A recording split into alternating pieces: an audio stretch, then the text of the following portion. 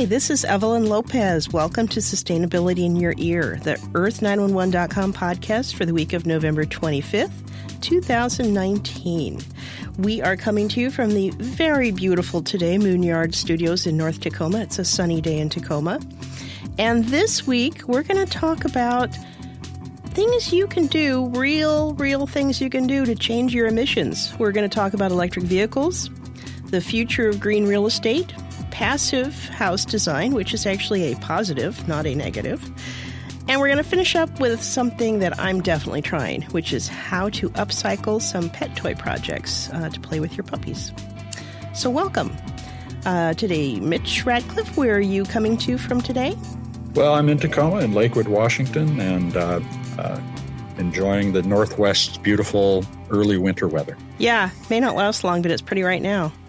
And our Earth911 writer, Sarah Lozanova. Sarah, where are you today? I am in brisk mid-coast Maine. How are things in Maine? How little brisk? chilly, kind of icy, right around freezing.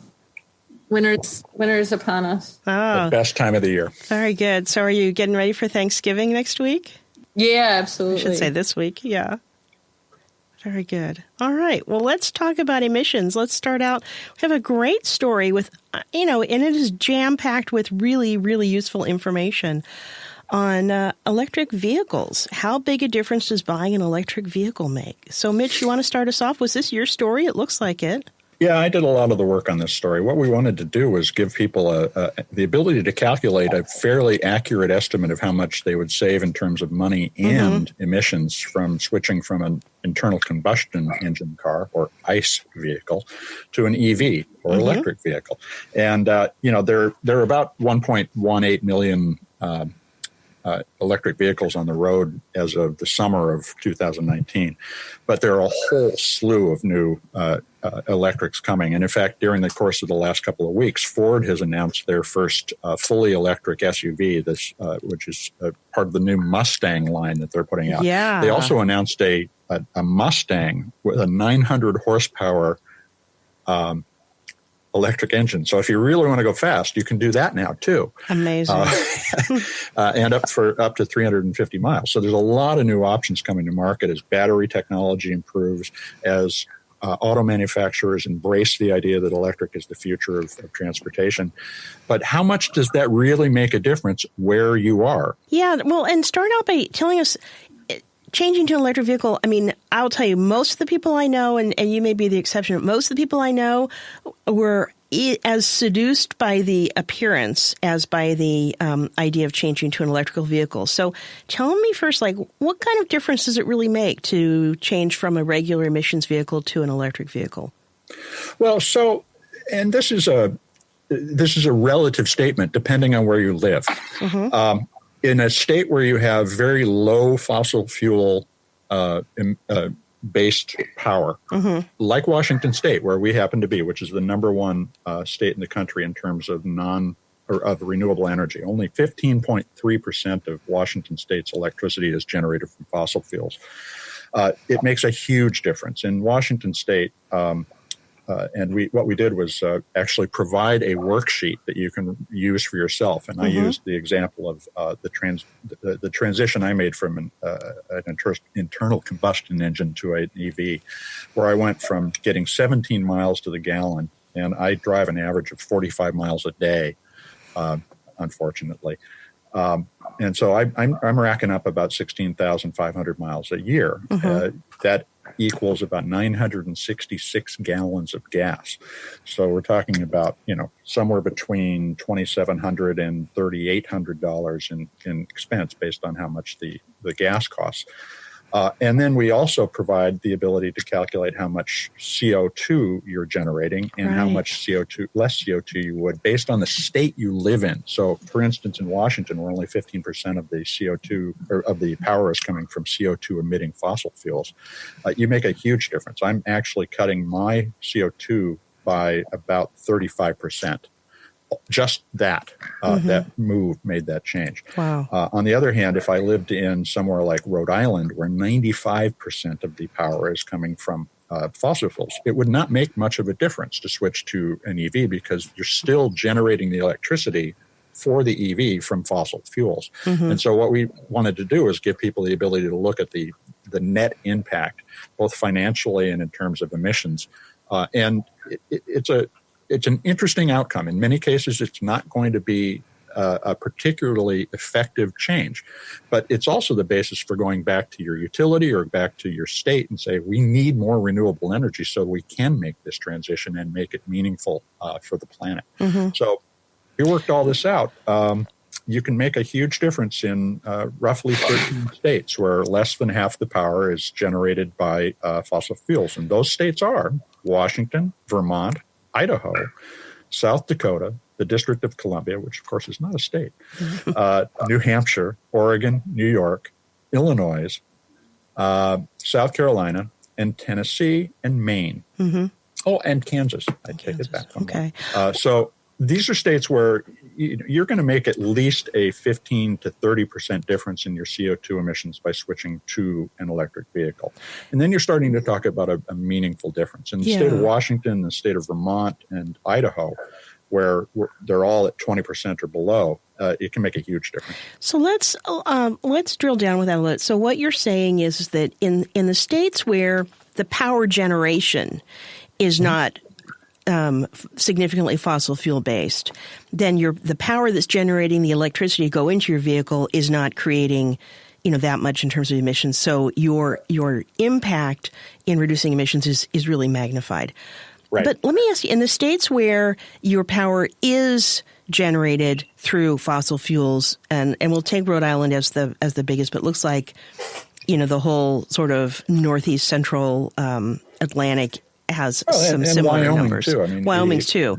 So in those states, even then, I mean, yes, they should change, and I hope they're working on it, for the future. But even if they don't change, I think you're still seeing a savings if you change to an electric vehicle, because then you're not adding, okay, your power generation facility is creating emissions, definitely, whether you are driving an electric car or not, to power your house, your dishwasher, all the things in your life, it's creating emissions. But, your car, at least, would not be. Right, and there's no reason not to consider moving to an electric vehicle simply to be more sustainable and to express to the car makers that that's the kind of car you want. That's what's going to move us forward, and that's why we're seeing all these vehicles starting to come to market. But, and Sarah, chime in here, because I know that you've thought a lot about this from your perspective in the home, which we'll be talking about later.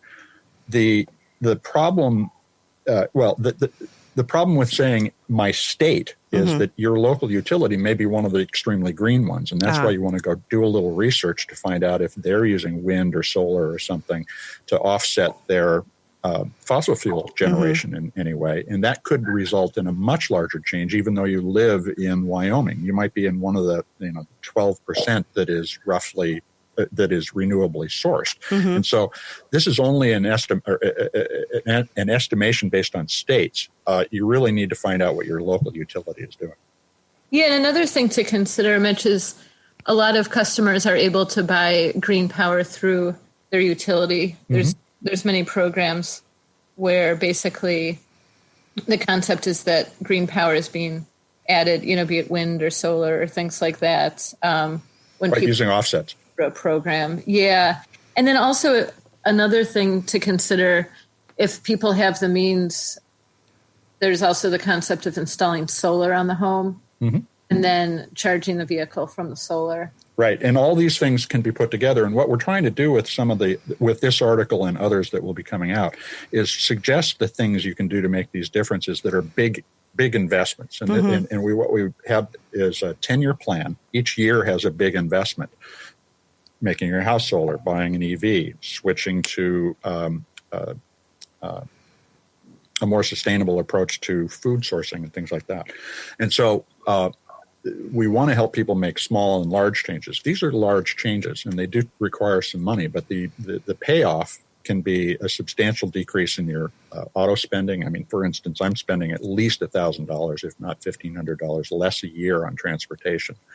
That's a good thing. On the other hand, I'm also reducing my CO2 emissions because I live in a very green power state.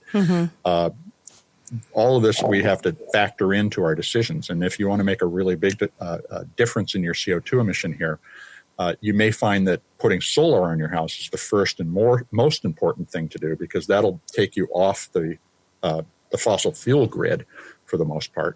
And then the investments you make in the car and other things afterwards will be powered by renewable power and therefore less emitting. Mm-hmm.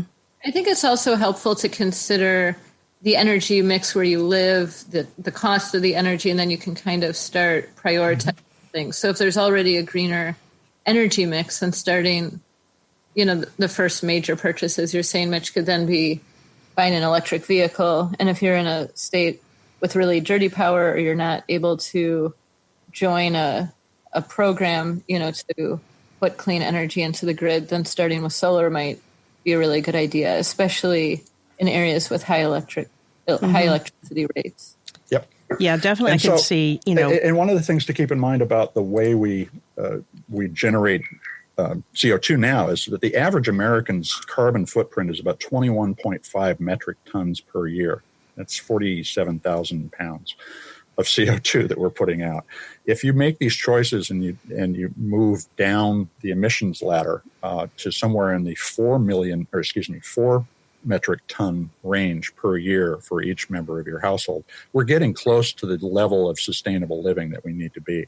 We don't have to completely stop emitting carbon, but we have to figure out how to reduce it as much as possible and then offset it by doing additional projects like pulling carbon out of the atmosphere or planting trees. We can get to a net zero economy, but it's going to require each of us to make decisions about how we contribute to the carbon level. Mm-hmm.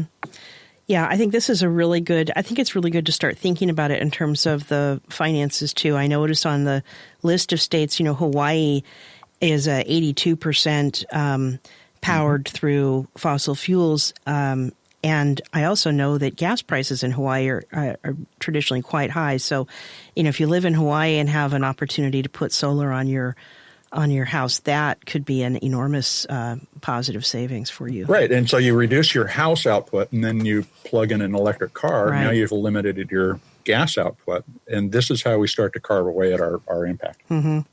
I was just also going to point out that electric vehicles typically require less maintenance than gas vehicles. And that's because the battery and the motor and the associated electronics don't require regular maintenance like they do in other cars.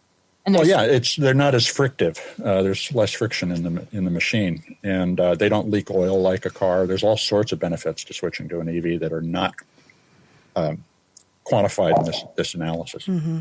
Yeah, and brake wear is reduced from regenerative braking systems. Yeah, I actually don't use the brake anymore. Oh, wow. Really? The way that I drive a BMW i3, which does regenerative braking, and I seldom step on the brake. So yes, I take that car in once a year to have it checked, and so far nothing has needed to be fixed. That's interesting. I was going to mention another story that we had some time ago, not too long ago, but a while ago. I think it was, Sarah, one of your stories on the pricing of electric vehicles. And it was really interesting because there are some models that are really pretty comparably affordable compared to, their sort of non-electric counterparts. Mm-hmm. So I think if people are looking at this, go back in on the website and find that story too, because it was really helpful. And there's a link in the story to that. Oh, good. Great. So if you're interested in figuring out how much you can save in terms of money and carbon output, we have a worksheet and a list of all the state percentages so you can do the math yourself.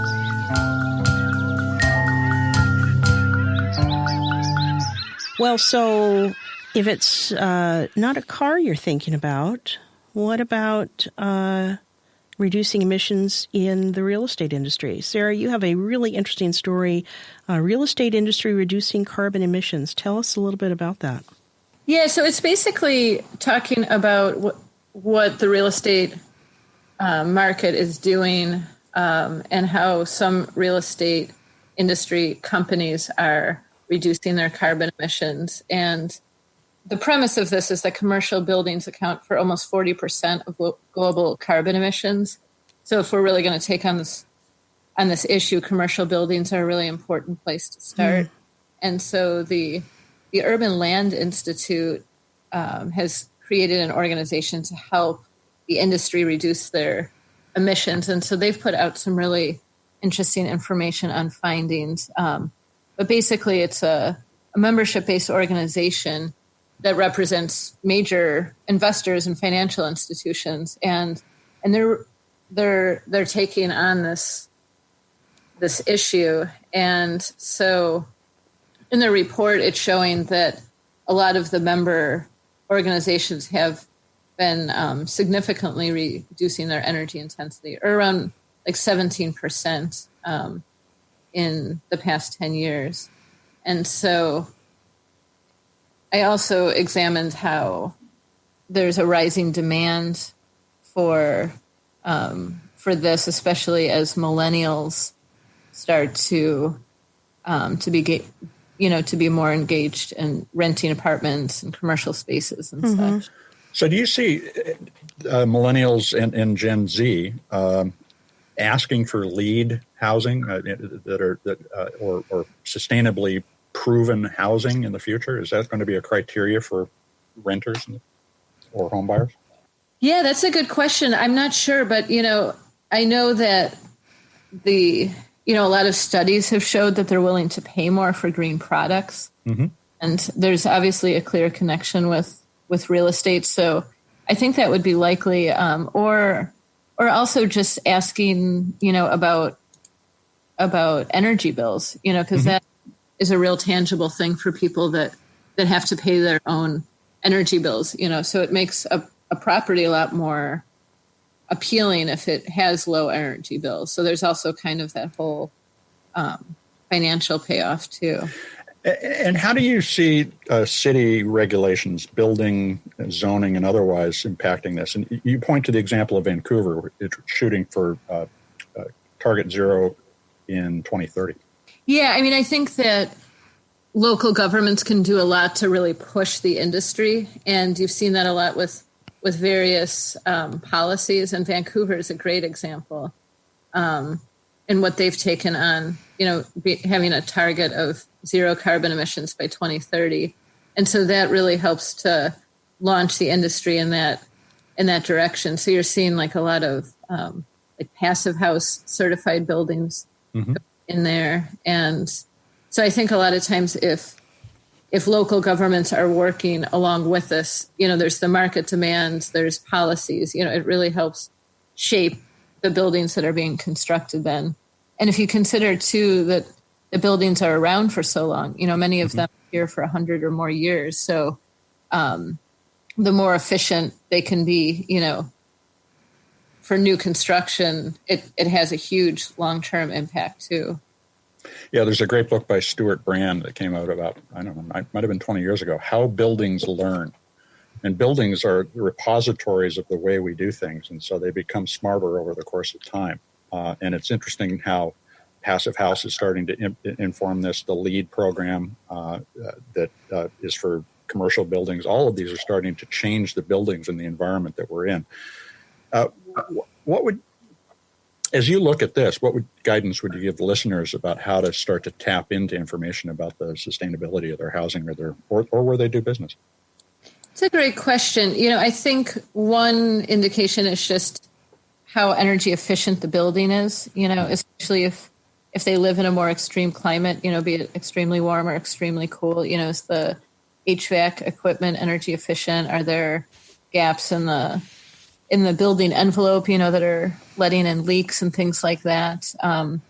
There's energy audits that are available. And I think, as far as like purchases and stuff, it's good to consider the energy intensity of the materials that went into constructing the building. And that's one of the hot topics right now in green building, because even if an insulation saves energy, what kind of greenhouse gases were created to produce that insulation. So you don't necessarily want to kind of always assume that a more energy efficient product is necessarily the greenest choice. So considering the energy intensity of the materials that go into a project is really important.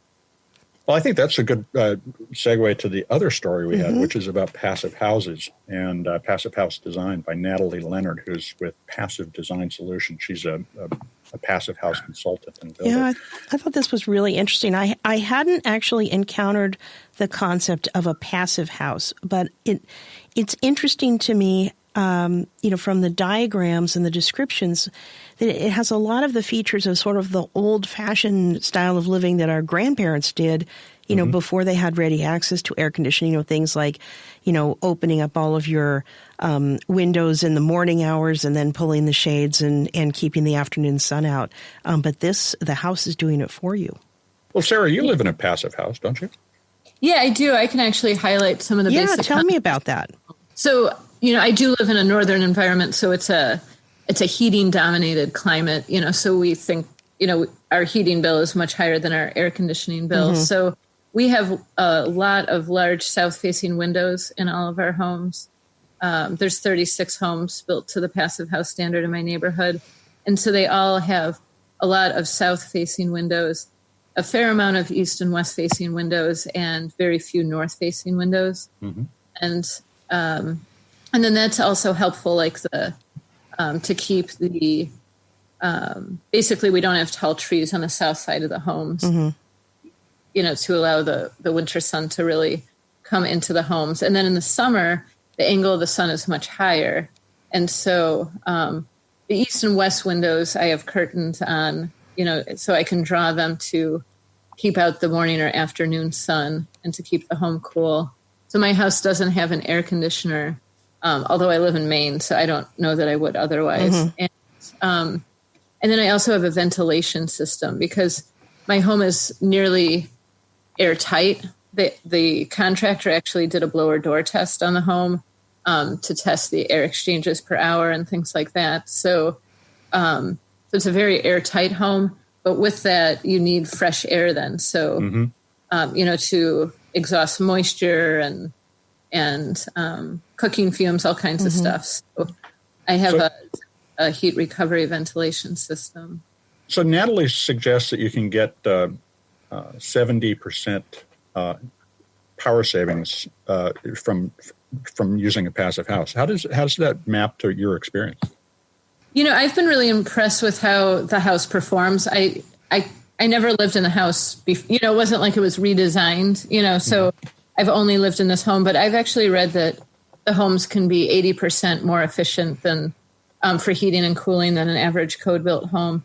And I would believe it because a lot of mornings I'll have the thermostat set, say, on 65 on a sunny but very cold day. And my home will often warm up like 10 degrees, even if it's 20 or 10 degrees outside. It did this the other day. It was probably in the 20s and windy all day, but my home got up into the 70s. Wow. And I had the heat set in the mid-60s. So it can often heat up like an extra 10 degrees during the day on sunny days, and then often maintain quite a bit of that heat into the nighttime. So mm-hmm. We actually had a 5-day power outage in 2013, and my home lost about 2 degrees a day, but it was actually winter time. And so neighboring homes were below freezing, within like inside. Yes. Yeah. Yeah. So basically, neighbors down the road and stuff were trying to prevent frozen pipes 14 hours after the power failed. Whereas our homes, lost maybe 2 degrees or 3.5 a day. It was really pretty remarkable. So, and the other thing that the article goes into is why people sort of resist this, and they're concerned that it will cost more. But what you're describing is, even though it might cost 5 to 15% more to build the house, the energy savings sound like they pay that back relatively quickly. Is that what you found? Yeah, I have a solar system on my home, but before I installed that, and I live in Maine, which I think has kind of middle of the road electric rates, if I'm not mistaken. Mm-hmm. And I have all electric heat. And I believe the highest winter electric bill was about $120 a month. Oh, that's really low. People who spend, $500, $600 heating their home in the winter. Although I do have it is a fairly small home. It's about 900 square feet. So, and this is the other thing that I saw in response to the story is a couple of people said, yeah, passive houses, there's a whole bunch of fadism in passive houses. Have you seen that? How would you ground a good decision rather than just follow somebody who's pushing their own idea? I mean, I think to look at how, the homes perform over time, like what, because I think there's a lot of factors to take into account. Like, are they durable? Are these mechanical ventilation systems going to break? Is the indoor air quality poor? Because I think a lot of times, it's 20 years later down the road that we look back and say, oh, oops, that didn't work for this or that reason. So really kind of looking critically at the elements and the durability of the building and the construction to see if it's a home that you'll want to live in, in the future. And there is an extra upfront cost. So like the windows and doors that I have in my home are triple pane. We have more insulation than is required by code.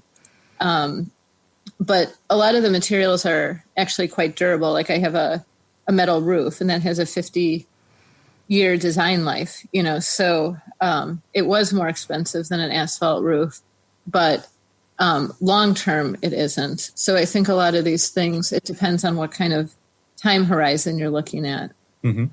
It seems like it would be a very logical fit with the sort of the smart home concept, too, with more and more things being tied into your smart devices to, make for an entertaining and, efficient house. This would seem like be a good match for that. Yeah, I've been doing some experimentation with Internet of Things in the home, smart home, and there are a lot of limitations still. But I think that the combination of using technology to manage what's going on in the house, adding solar like Sarah's suggesting, you can get this house to be net zero or even contributive to carbon reduction if you do it right. But we need a lot of sensors and things like that are going to be self-powered rather than driven by the power coming into the house. And we had a story a couple of weeks ago about how researchers are finding all these new ways to pull power out of ambient light in the room, out of the darkness at night, all sorts of incredible ways that will, the little devices will be powered by themselves. And so those will add to our ability to understand and manage our home environment. So I'm very enthusiastic about this, and our next house will be a passive house with solar. But I also would like to be able to have greater control over it so that, the 2 degrees of change in the day or reducing water or eliminating toxins in the air will be taken care of by the house as well. Yeah. Well, it's fascinating. I live in a, mid-century modern, a 1968 house, and it's, which I love very much, but all of these, the features that are in the new builds are so attractive. I can definitely see wanting to do that. Definitely. And Sarah, did you have to find somebody who was a specialist in building this material or building these types of homes, or do people understand how to do this increasingly?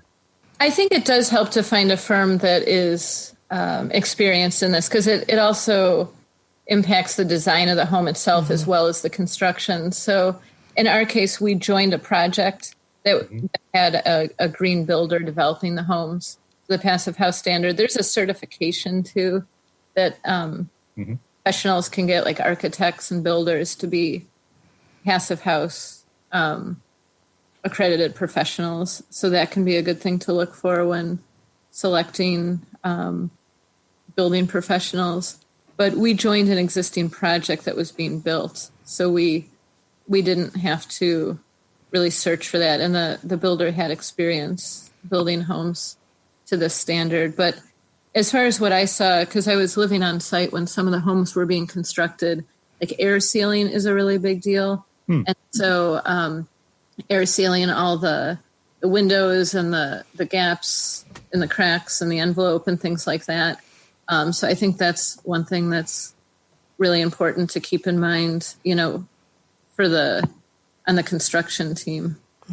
Sarah, when were the houses in your project built?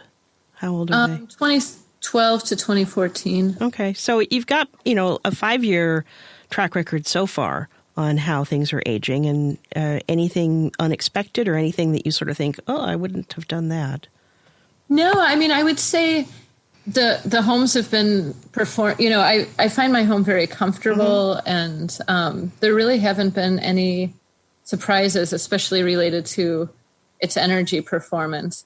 And what's funny is when you had the discussion about smart homes, I was actually thinking how little I actually think about the heat. I just keep it on the low 60s, and the home usually is much warmer than that, especially when it's sunny. And then I'll occasionally kind of bump up the heat in the bedrooms at night. So I feel like I barely even fuss with the thermostat, because a lot of it just kind of takes care of on its own. Or I just make little micro adjustments, at nighttime or something. That's interesting. That's really good. Yeah, it just kind of seamlessly ends up being very comfortable. And they're also very quiet homes. Like, I live in the country, so I don't know that it's such a big deal, but I would think that a passive house would be really nice, just because they're so quiet, in urban settings. Yeah, the insulation makes a huge difference. Yeah, and just not having gaps and cracks, and having paint windows. Yeah, that actually would be nice to have a quiet house when you've got neighbors all around you. Or road noise, all the things. Yeah. Right. Yeah.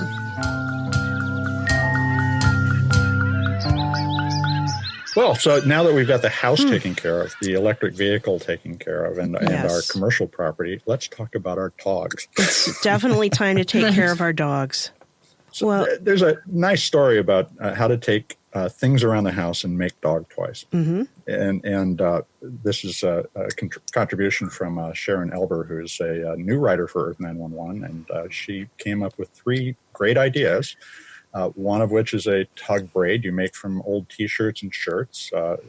She explains how to do the lanyard stitch to make it that way, and you create a rounded rope that you can toss or make a tug toy. But my favorite was the hide-a-treat dog mat. Yes. Because my dogs love to search. I can do that with a pile of laundry, put the ball in there. But this is a mat with fabric that you've recovered from around the house, strung through the mat. To make a kind of complex, tangled mess in which you hide dog treats. And this looks just like a lot of fun for the dog. Which one of these did you like? I liked the mat also, because I thought, I think I have materials on hand in my house right now to make something like that.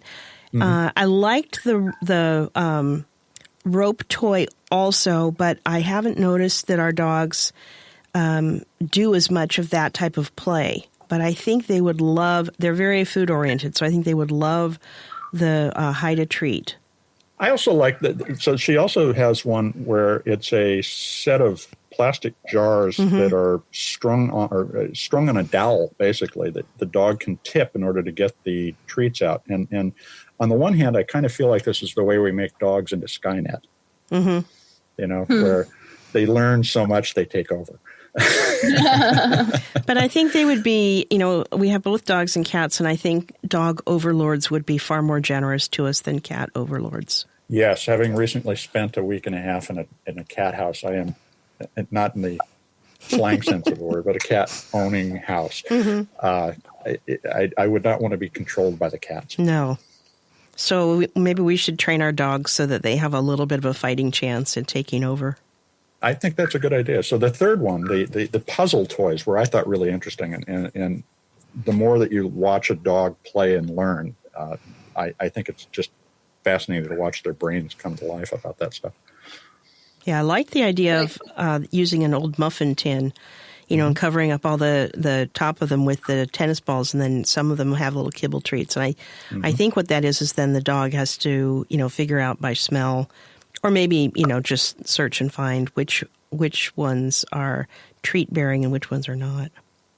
I like the idea of the upcycled tug braid, just because I find I have, like right now I have a torn pair of sheets, and I'm trying to figure out what, if there's any way to reuse them or make rags out of them, but I actually don't really need any more rags. So I like the idea of kind of making value-added things out of old T-shirts and sheets and jeans and things. Yeah, Fleece was another one that she suggested. And, I think that's a good idea. You have to be aware of how much plastic, microplastic, you're producing as a result of it, though. Yeah, unfortunately. Yeah. Well, and we certainly have a lot of old T-shirts around the house that I think could be recycled this way. This is sort of off point, but I have thought a couple of times about trying to make a braided rug out of old T-shirts, but I haven't gotten beyond the idea of just thinking, I wonder if you could. And I'm sure you could. I bet you could. If you end up doing it, let us know. I'd be curious how it turns out. I will let you know. I just have to figure out the lengths of the strips. You know, right. If you can, I don't know if it works if you've got a bunch get of a short color lengths. scheme that you like. Yeah. We'll see. Or would you just use a whole bunch of colors, or do you think you'd try to narrow it down to a few? I think I'd probably narrow it down to a few, but a whole bunch of colors might be more fun. Probably depends on the decor of the room. Mm-hmm. I think with the dog items, too, our dogs are kind of destroyers. They like to, take things and shake them and, chew the eyes off of the stuffed animals, that sort of thing. And so I think the other positive of this is that the braided dog toy looks really sturdy and like it could go for quite some time without being torn to shreds. Yeah, and some of this probably just depends on the temperament of your dog and what they enjoy and how rough they are. Mm-hmm. Well, we have a puppy, and so everything's rough at our house and destroyed. Yes, exactly. Hopefully not your slippers. No, that went outside last night. Oh. Where's the slipper, Miriam? Mm-hmm. Oh, it's outside. Outside. What are their favorite toys? What do you think they would like the best of all of these? Well, I have a ball-centric dog, so who is literally fixated on the ball. We'll sit and look at the ball until it gets thrown. So that's the main one. But the puppy is a tugger. So I'm going to make one of the ropes, the braided ropes. Good. And again, I want to train the dogs to become Skynet. So yeah, exactly. So it's a good investment. Yeah. Excellent. All right. Well, anything else we have before we get into Earthling questions? Well, we've had a few interviews since the last show. Tell us about I them. had to take a week-long break due to an illness in my family, but we did continue our innovator interviews, and particularly I really enjoyed the conversation with Alice Hill, who's a former Department of Energy bureaucrat, who with Leonardo Martinez Diaz wrote a book called Building a Resilient Tomorrow, How to Prepare for the Coming Climate Disruption. And we started the conversation around Norfolk, Virginia, which is actually one of the first cities in the country which is dealing with sea level rise and subsidence of the land. And so they're, even though it's a conservative community, are very actively engaged in dealing with the consequences of global warming. But we talked more about how transparency with companies and government regulation will help people make better decisions. Talked about the fact that there are incredible liability lawsuits poised in the offing because of climate change, and those could be a company like PG&E being sued by the state of California, for instance. On the other hand, it could be a city being sued for having zoned a community for homes, and then have those homes be disrupted by rising seas. So there's a lot of legal issues to be anticipated and dealt with. And it's a great book from Oxford University Press, Building a Resilient Tomorrow. There's a link on the site if you want to find it. Highly recommend that interview. We also talked with the team that created an app called Evie, which coaches you on sustainable living. Essentially watches where you are, like at the grocery store, and then makes suggestions. There's another interview that was released just on Friday with Geeky, Giki, which is a shopping app in the UK that actually helps you determine what the product on the shelf in front of you costs the planet and society. So it has a corporate social responsibility component that you can scan a barcode and get a report on the company and the product. Wow. All of these things are the beginning of the kind of coaching and information that we're going to be able to have access to in order to make these better decisions. So I thought both of those were great points of reference to what our future will look like. The other ones that we had since the last team podcast were Rockay Socks. We talked with Daniel Chabert, who's the founder there, and they're using recycled ocean plastic with a special treatment that allows the sock not to become smelly. So you only have to wash these socks like 1 out of every 10 runs instead of every run. So there's water savings and ocean plastic being used in combination. And do they stay sort of comfortable and soft? I mean, smell is one thing, but getting kind of crusty and nasty is another. Well, and so it uses a silver nitrate solution that is soaked into the material, basically, to prevent that smelliness. And that's I think a really interesting way of thinking about how our clothes can be more sustainable. Well, and for things too, like if you're going on a hiking trip or a backpacking trip, where you're not going to be able, you're limited in what you can pack, and you're not going to be able to wash things out very well. That's great. And the other one, which was released on November 8th, was an interview with PNW Metal Recycling Sean Daoud, who is a younger recycling executive in Portland, Oregon. And we talked about how to get into the recycling industry, how to look for a job, what kinds of jobs there are. And this is something that we did in association with the Institute for Scrap Recycling Industries, ISRI, of which we are a member. And it's a really good way to think about how you might contribute to sustainability, which a lot of people are thinking about as a career now. Yeah, interesting. That's very good. Did it seem like there was good options for the future? Is that a good area of work to be going into? Yeah, I mean, generally, it's a job that pays in the $60,000 to $70,000 range for working in the yard, driving the trucks, doing the hard work. And in terms of executive thinking, it's increasingly technical. It's increasingly complex, and they're managing more carefully to eliminate waste. So there's a lot of great challenges to solve in this industry, and to bring recycling together with other aspects of our reuse of materials too. Well, those all sound like really good interviews. That'll be great to listen to. Yeah. Check it out, folks. Okay.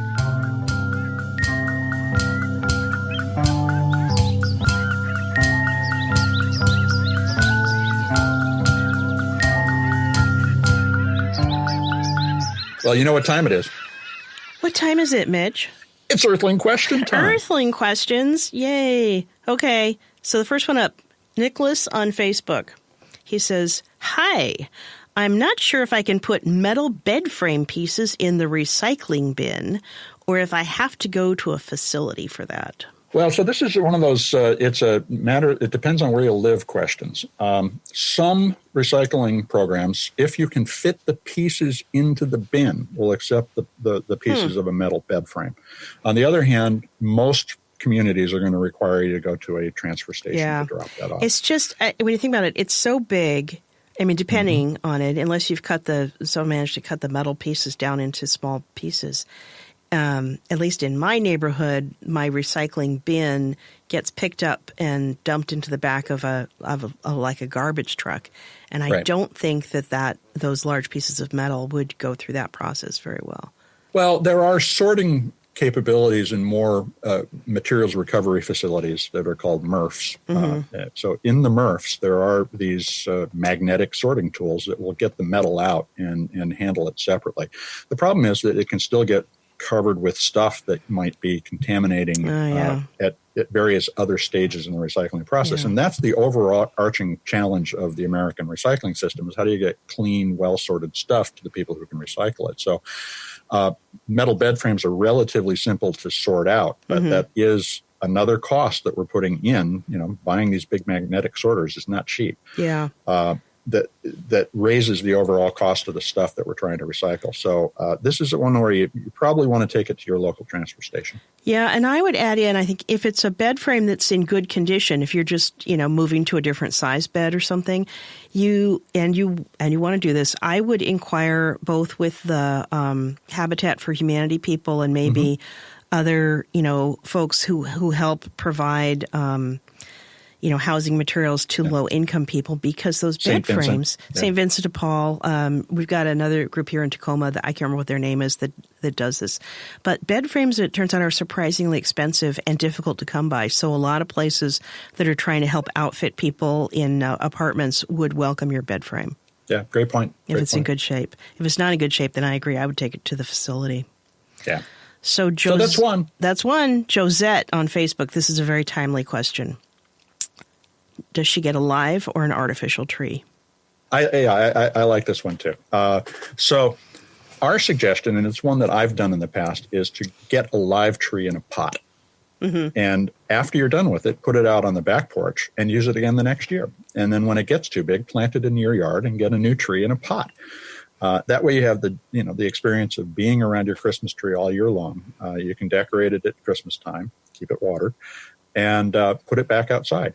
But if you're going to make a decision between a live tree, that is a cut tree, and an artificial tree, there's a couple of things to keep in mind. So first off, the tree, the live tree can be composted, and if it's grown sustainably locally, it's the much more efficient way in terms of carbon footprint to get a tree. It goes back into the earth as compost. It comes out of the earth as local labor. And of course, when you grow a tree, you sequester some carbon at the same time. So the live tree is the better way to go. If you've got a live tree that's transported, say, from New York State to California, right, that's not a good choice. Yeah. So you do need to ask questions about where the trees that you're buying come from. Mm-hmm. Artificial trees, they're almost impossible to recycle because they combine plastic, metal, and in many cases electronics that can't be separated manually. You have to tear the thing apart. And so it's unless you're going to buy a tree and use it for years and years and years and years and years, the live tree is always going to be the more sustainable approach. Yeah. Plus with but buy local. Live tree, you get that nice smell too. Mm-hmm. So that's a positive. And again, I loved the potted tree. It was a great experience. And yeah, my kids liked it because all year long they were looking at their Christmas tree. Mm-hmm. So our last question from Peggy on Facebook. Peggy says, I went to Best Buy's, but they moved the bins. And when I asked where the gentleman said, only if you pick up products ordered. So I think she's talking about, what do you think, like the bins Best Buy has bins generally at the front of the store for like printer cartridges and batteries and small electronics. Okay. You can also take to the customer service or Geek Squad counter electronics that they sell or that come from other retailers. They'll take it all back. They do a great job. So does Staples. Mm-hmm. But in this case, Peggy went to a Florida Best Buy where they said, no, we moved the bins back to where you pick up products, and you can only pick up, or you can only drop stuff off if you're picking up a product. Oh. Well, that doesn't map to what Best Buy has told us. So we went ahead and we contacted Best Buy corporate headquarters. Oh, good. And this particular Best Buy is breaking the rules. There is no requirement that you buy anything. You can recycle stuff at Best Buy whether you buy something or not. And we have a written confirmation of this from Best Buy corporate. So if a Best Buy tells you that you have to buy something before you can recycle something, you tell them that is not the case and that they need to take it, or that you will call corporate headquarters. That's right. You will lodge a formal complaint. Well, action is the only way we're going to make people change. That's true. Well, and with this, you just know it was someone's great, brilliant idea. Yeah. Why should everyone be able to drop off here? We're going to make it priority for our customers who are picking things up. Yeah, and we'll add revenue. Yeah, but no, I mean, that's not the point. The point is this enhances Best Buy's reputation, and frankly, people are much more likely to come back and buy things at Best Buy if they can also drop off their recycling there. So it is a positive Best Buy. And my dog agrees. Yes, your dog is in full voice, which is why I don't do my podcasting from my house. Otherwise, you'd hear mine too. Also, so I think that's it for us today. It is, and the dog is telling me that it's time to go. It's time to go, and they want some recycled toys, please. There you go. There you go. All right. Well, thanks for listening to Sustainability in Your Ear. We hope you tune in regularly, and we'd love to hear your feedback. So send us an email, feedback@earth911.com. Get a hold of us online on our website and participate in the forums. You can find us where you find all of your podcasts, and we will see you next time. Thanks, everybody. Thanks.